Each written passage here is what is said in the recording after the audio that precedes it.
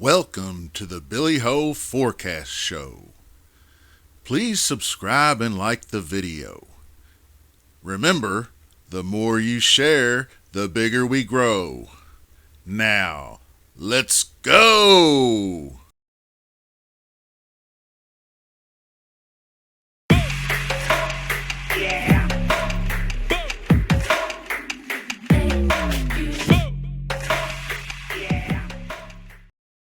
Hello, Billy Ho here, coming at you on a Wednesday show with David, the DFS chef. We are going to do a special show for Wednesday since we couldn't get her done yesterday, but it gives us an extra day to check out the weather and check out ownership and, kind of get those player pools together and whatnot. So we're gonna kick it off just right and say what's up to David. How you doing, Dave? I'm doing good, brother. How's it going today? All right, man. Can't complain at all. Went and seen the new Top Gun Maverick movie yesterday. It was pretty tight. I kind of liked it. It was pretty good. But we're going to go ahead and get our started here, and I'm going to share my screen. Okay, what we're going to do, just as a little bit different, is we're going to do 8K and up, all the way to Rory, from Tom Kim to Rory. And then we'll do 7K, 7,900 and down, because that's decently close to splitting the field in half.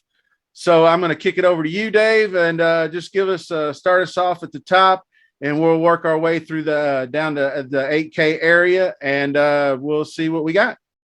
Definitely. Well, you know that we've had a few more withdraws over the last day and a half now, as Hideki withdrew this morning. So Thank God.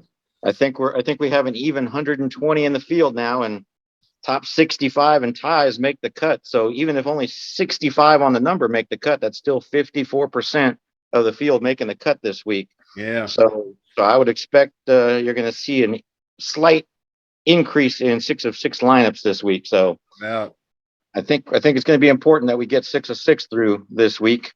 So, I mean, everyone knows that I usually play, 40 plus lineups. That, though, for those people that have followed me, I always use Rick Gaiman's core cascade method in 120 max contest. And then I do another 20 max contest using a different format. And the guy that I am gravitating to the most of the upper 10K guys, at least in my core cascading method. And this could be a little suspect because his recent form has not been the greatest. He is a bit of a sprayer off the tee, but I'm looking at his course history here, as well as his comp course comparisons, and I'm finding myself going to one Justin Thomas this week, at least in my core cascading method. I'm starting to my lineup builds in my core with Justin Thomas this week.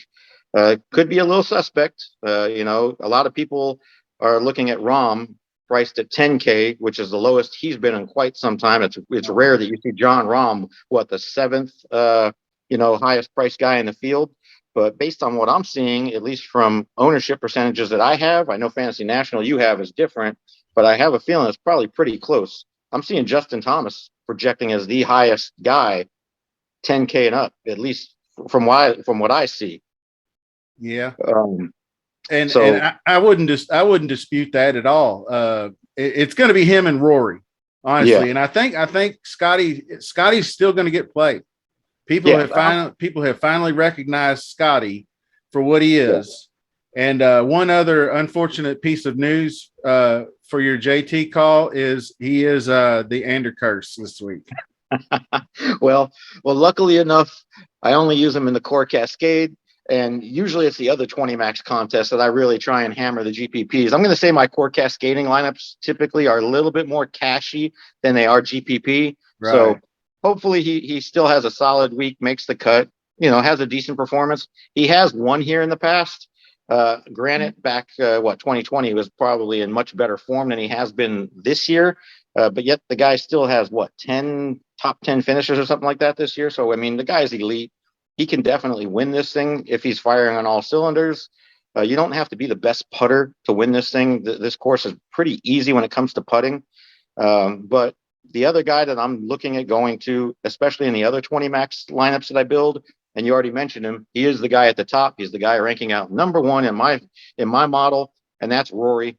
I'm going to probably have a lot of exposure to him in my other 20 max contests. When we look at least some of the comp courses I was looking at, East Lake comes up as one of the comp courses that I'm looking at. And you look at a guy that dominates East Lake, that's Rory. Rory loves East Lake. So I do think that Rory is solidly in play here. He's played here, the last 3 seasons.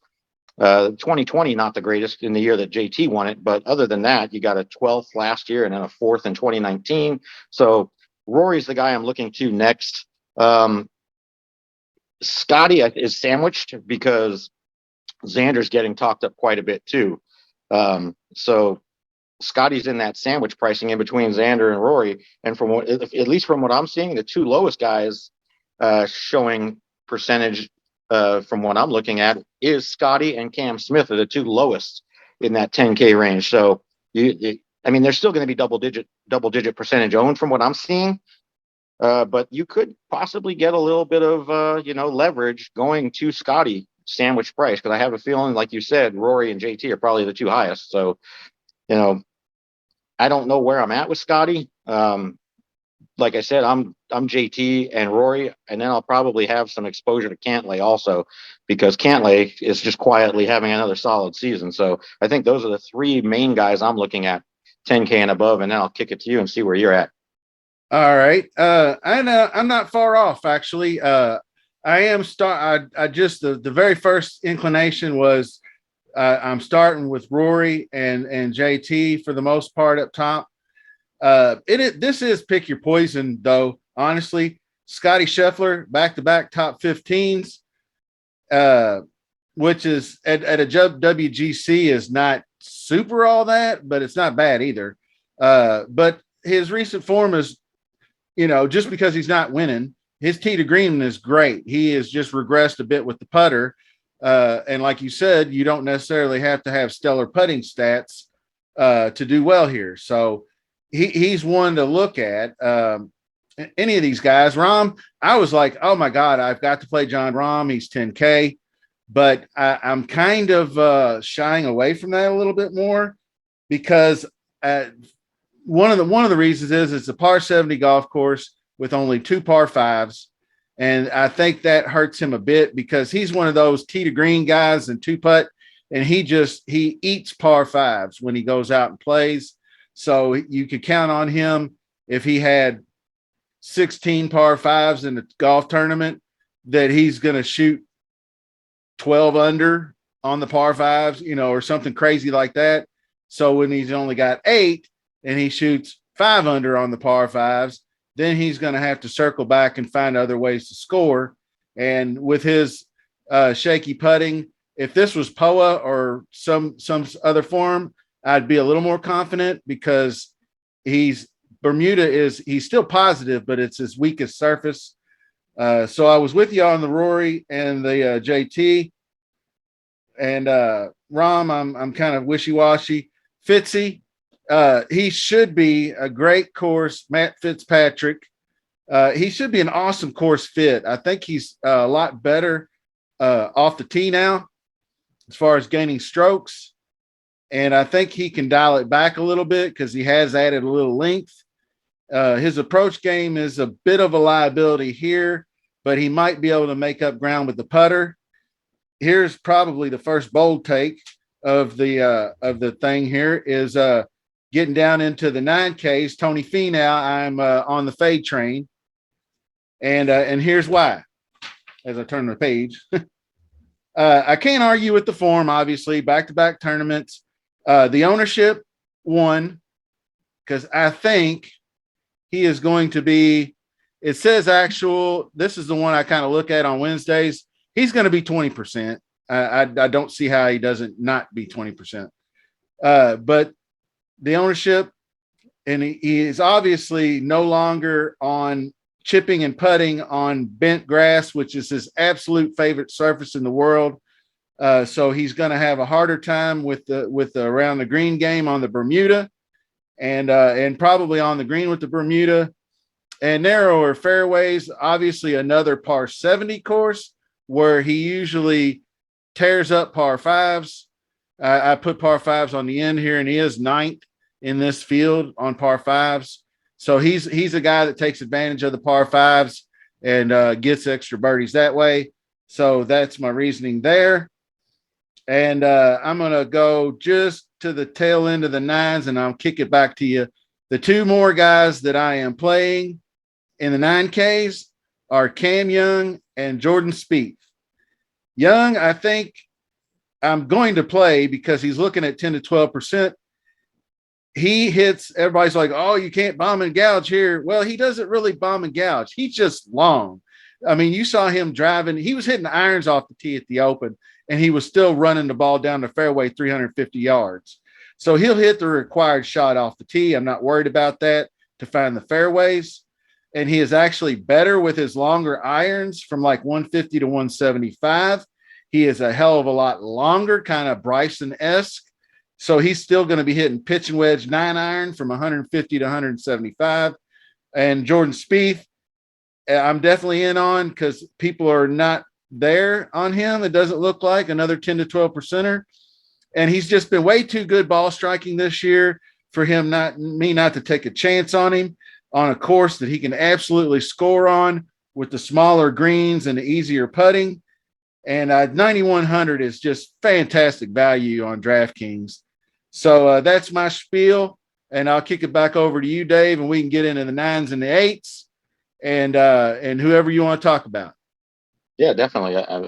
I think we're in agreement. You know, obviously Fitzpatrick sets up really well at this course. He's ranking second in my model.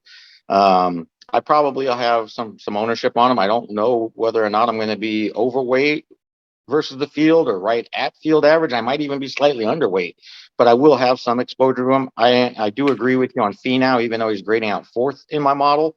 The back-to-back wins at 3M and Rocket were courses that allowed you to go long, and there was if you missed the fairway at those courses, the rough wasn't very penal. Now we're at a course where I think you got accuracy and good drive percentage that comes into play a lot more. So, I probably am going to be out on Finau.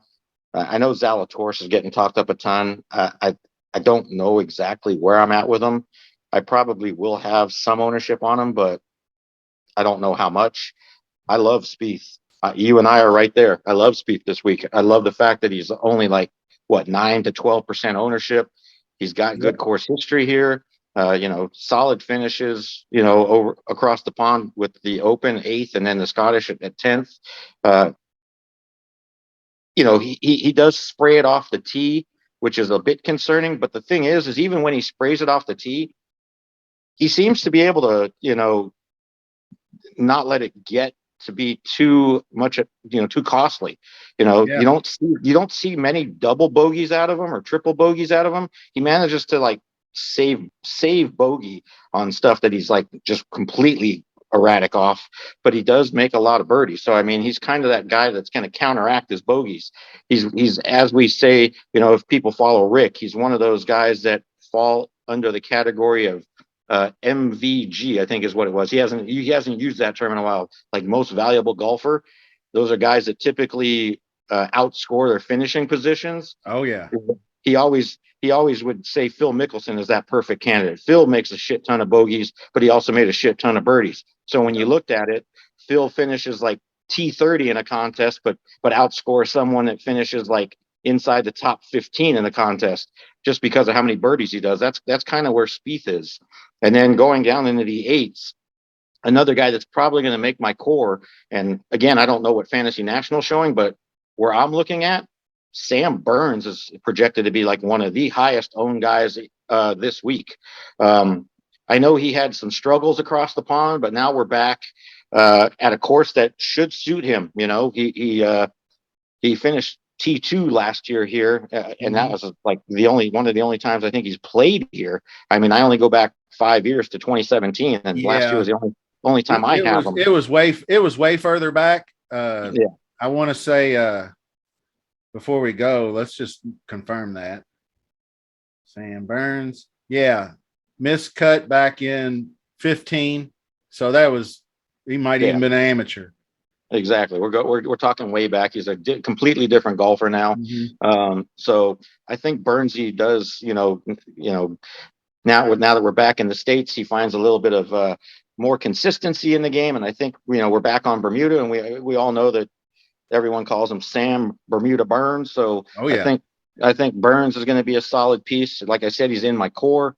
And then another two guys, obviously everyone's going to be on board. I'm not saying Tom Kim. I'm going with Ju Young Kim. We know everyone's going to be on Ju Young Kim after what he just did. And, I did put a live bet on him last week, which helped me.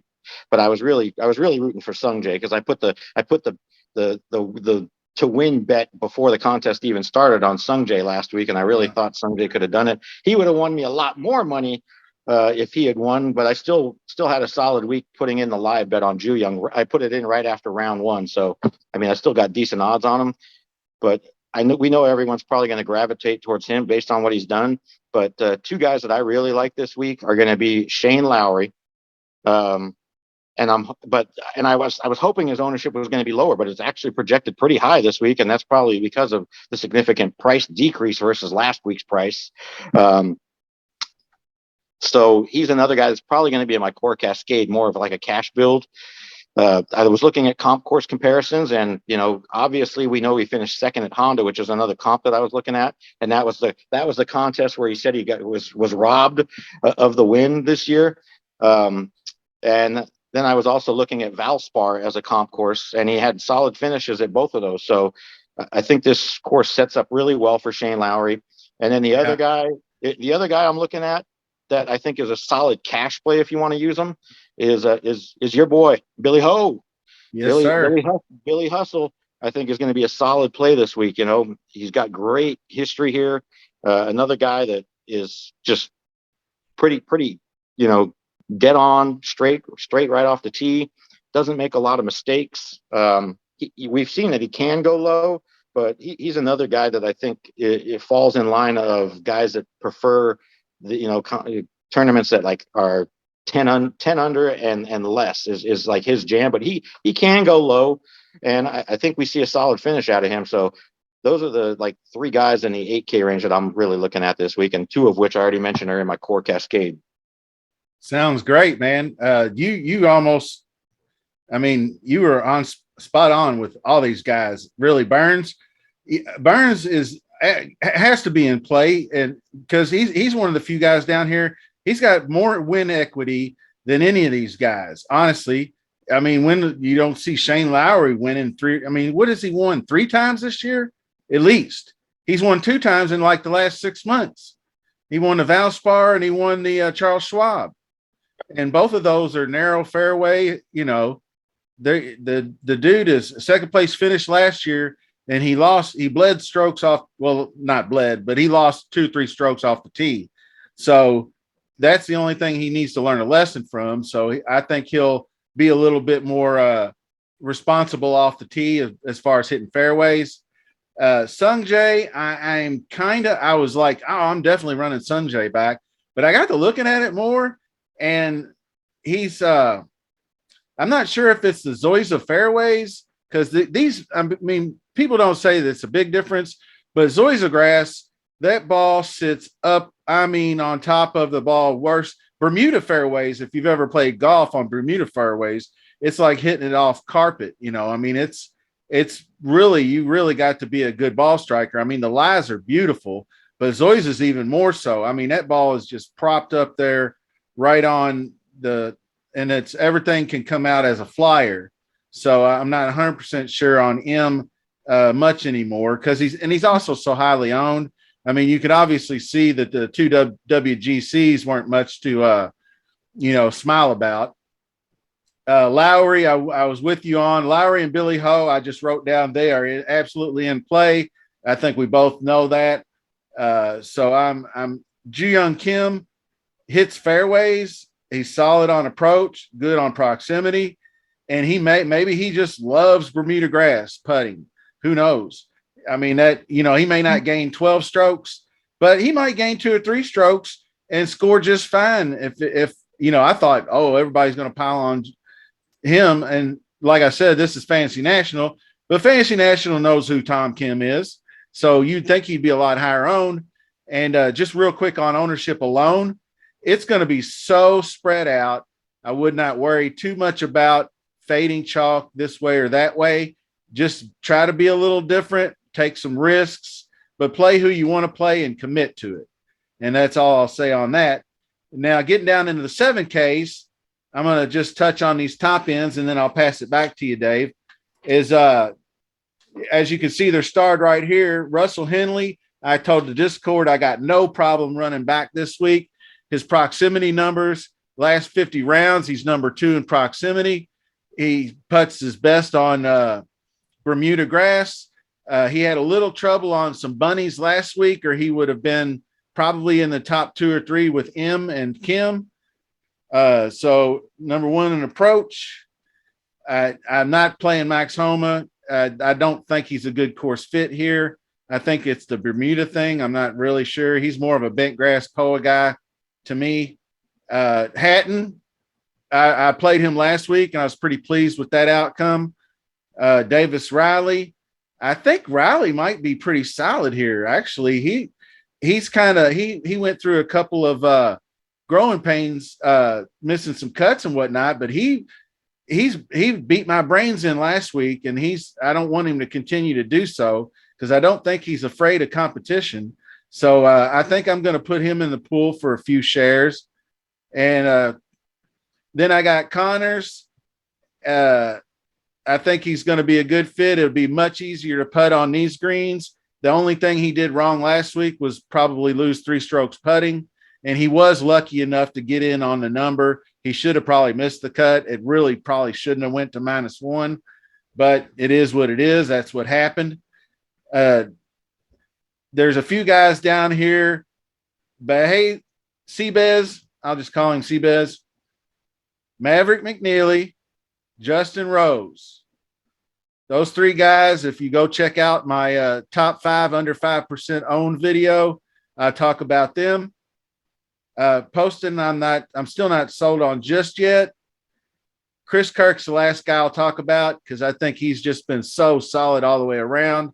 And I don't think his ownership's going to be too insane. If he's 8 to 12% or whatever, he's a cash, that's one of 4 of Kenny Kim's cash game cornerstones, probably. All right, Dave, 7Ks, what you got? Yeah, I'll bang out a couple real quick. I'm with you on Russell Henley. He's another one. He's another golfer that is in my core cascade this week, ranking out 9th in my model. I also do love Tyrrell Hatton. I was actually like a coin flip for me this week on my core cascade between Hatton and Henley, and I might actually just spread out their ownership. I think they're both projected fairly close. Henley, I'm showing at like 13%. Hatton, I'm showing like at around 8%, something like that. So I'll probably be like right around there. But obviously, if Henley's in my core, when we talk core cascade, that's going to eat up a lot of ownership, and I'm going to be overweight versus the field on those guys. I do like Davis Riley this week. Mm-hmm. I know that I think it was the Fantasy Golf Degenerates. I know Baroff stepped in for Kenny Kim, and then Tyler. They were mentioning that like Corey Connors is the most egregiously mispriced guy in the field this week, and he always seems to be kind of that guy. I mean, he's grading out well in my model. I just don't know where I'm at with him because he a lot of times he underperforms, Yeah. So I honestly find myself gravitating a little bit more toward Seamus Power than I do Corey Connors this week. I mean, granted, we haven't seen Seamus on this course in several years, but when he did play it, he played this course well. So I'm looking at that, and I'm seeing that Corey Connors is coming in at almost 3 times the projected ownership of Seamus Power. So I don't doubt that. Yeah. So when we talk GPPs, I can easily see myself pivoting off of Connors to get to a guy, a third less in ownership percentages than Seamus Power this week. So that might be like my first kind of sleeper play. is Seamus Power, considering he's only coming in at like around 5% ownership. I'm with you on Chris Kirk, and then we'll go down into a couple guys in the lower 7K range that would be considered a few more of my sleepers based on their ownership percentages. First one I'm looking at, and I don't know how much I'm going to have of him, but he's only showing at like around 2% this week. And I was looking at some of the comp courses again this week, and Adam Hadwin pops up solid in those comp courses. And I'm only, like I said, for showing him projected around 2% versus JT Poston, who I'm showing is like projected at double-digit ownership. Now, granted, Poston's kind of riding a heater right now, so I can understand that. But I think overall, Hadwin and Poston are almost the same caliber golfer as one another, you know. So I can definitely wins. Yeah. So I mean, I can definitely gravitate towards Hadwin again in GPPs, and then this guy is showing at like sub 1% this week, and I honestly love him. And that's Alex Noren. Another, I guess you could call sleeper if he's showing it like sub 1%. Don't know where Fantasy National has him at, but 2019 he played here. He had a top 15 finish. He was I think T12 in 2019. The last time we saw him was Barracuda. He finished second at the Barracuda. But if you look at what he's done in the FedEx playoffs, he's right there. I mean, if you go back and watch Rick Gaiman's preview video, and toward the end he goes over guys that perform well in the FedEx playoffs. Alex Noren is the first guy I think that pops up in the 7 and 8K range. He's the first guy that pops up in that range. So for me, I actually love Alex Noren this week. Brian Harman was a letdown last week, but I can definitely go back to Brian Harman. But the other guy that's going to probably wind up making my core in my core cascade method is a guy that's just continuously riding the heater right now, and that's Scott Stallings.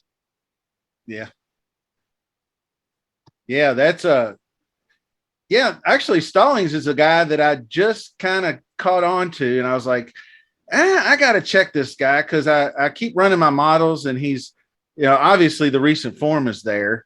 Noren worries me just a little bit as he seems to play better as the strength of field, and I just never seem to get him right. But looking back at those playoff events, the Northern Trust and the BMW, he had top 10s in both of those. And unfortunately, I guess that still didn't get him into the Tour Championship last year. But and then he was solid at the Northern Trust the year before that. So I can definitely see that play. And Stallings, I'm definitely on board. One of the first guys, Ches, he's got some of the best strokes gain data at this course out of everybody. Of course, I knew he'd get some ownership. He just recently won, and he's between as long as he's 8-9%, I'm all right with that. That's probably slightly chalky. Him and Stallings is slightly chalky in this end, but I'll deal with it. People are starting to gravitate to Brennan Steele and maybe Griot. I'd probably go a little more Griot than Steele, because Griot's ball striking is just as well as he is, but Griot's actually improved his putting somewhat. So I got a feeling that might be all right. But getting down here into these 6Ks as we're finishing up here, the last guys I'll mention is Taylor Moore. Guy seems to find fairways. He's not afraid of competition. I think he can run another one strong. Arabon Lahiri and Andrew Putnam, go watch the top 5 under 5 because they're absolutely there. And I heard Russell Knox got glasses, so now he can putt. And I looked back and I thought he was shit last week. Not really. I mean, 21st, he was all right. Look at that putting. He ain't done that his whole life. So I don't know. Maybe I'll get him. He's got good course history here. But what are you thinking for the rest of this, Dave? Yeah, I'll just rattle off a few quick. I'm with you on Taylor Moore. Troy Merritt is another guy that I like this week. Callum Tarren's been riding a heater, so I can possibly go back to Callum Tarren. Ryan Palmer seems too cheap, but I mean, his recent form's been up and down. Another guy I'm going to go right back to again this week is Matthew Neesmith. Solid finishes on comp courses that I was looking at. He was my play last week in Big Daddy Gators, lineup that he always asks for some advice. I played Naismith last week, so I Pretty can definitely solid. go back to Matthew Neesmith again. Lee Hodges has been riding a heater. Chesson Hadley, I think, is someone that sets up really well for this course. Yeah. I would say Hayden Buckley, but the risk is concerning me, so I probably am off on Hayden Buckley. And that's probably, pretty much it for me. Other than the guys that you already mentioned, I can also get on board with. But anything lower than that, I just can't see myself going to. I mean, McGreevy played out of his ass last week, and maybe he does it again, but I don't think I'm willing to take a chance on that. Yeah, I agree with you on that. I actually didn't even look. I'll probably do a deeper dive as we are getting, I think, maybe an afternoon pop-up storm because I've literally lost all my natural lighting. So now I'm like, good evening. Welcome to Fantasy Golf. But anyway, I appreciate you joining me, Dave. I think we knocked this one out of the park. Got in a better time. I tend to babble too much sometimes, so we dialed it back a little bit and got her done, man. So I appreciate you joining me.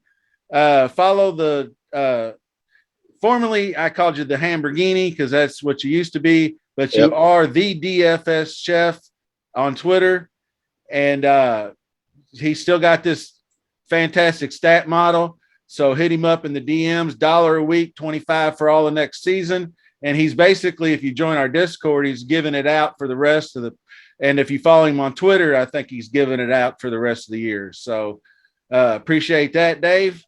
And until next time, good luck, everybody. Peace.